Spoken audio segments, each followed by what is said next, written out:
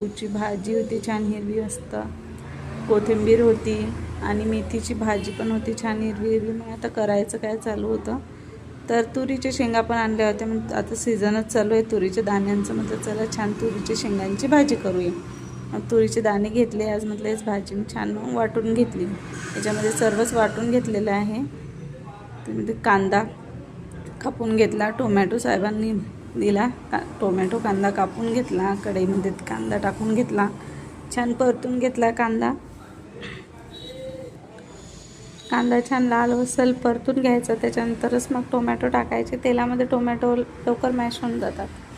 मग कांदा आणि टोमॅटो छान परतून घेतले.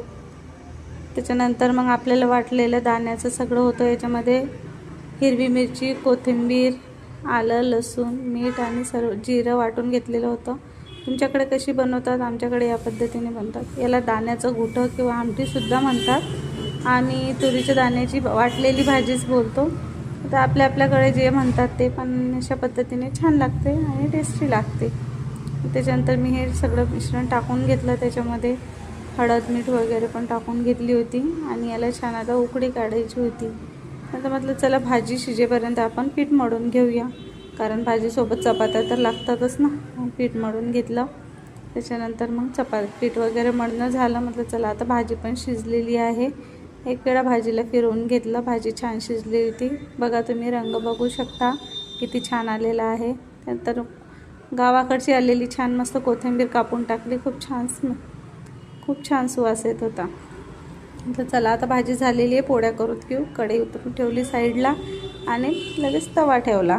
म्हटलं आता साहेबांना सर्वांना भूक लागली होती, मग पोळ्या करायला घेतल्या. आता पोळ्या पटपट करून घेते आणि सगळ्यांना भूक लागली होती. मुलांची पण गडबड चालली होती, मम्मी भूक लागली. त्याच्यामुळं आज छान गावाकडचंच जेवण. कशी पोळी टम्म फुगलेली आहे. म्हणतात ना बायको फुगणारी नसावी पण पोळी फुगवणारी असावी. इकडे माझा मुलगा मम्मी आज बी सॅलड बनवतो. म्हटलं ठीक आहे बनव, पण बघा तो कसा कट करत आहे. त्याला म्हटलं बेटा मी करून देते, तर नाही म्हणला मला येते, मलाच करायचं. मुलं जिद्दी ऐकत नाही, कधी त्यांच्या मनाने घ्यावं लागतं. इकडे माझ्या पोळ्या संपलेल्या आहेत. सगळं आवरून घेतलं. शेवटची पोळी होती तव्यावर शेकून घेतली. किचन वाटा वगैरे सर्व क्लीन करून घ्यायचा होता. म्हटलं चला आता पोळ्या आटोपल्या, सगळं छान क्लीन वगैरे करून घेऊ.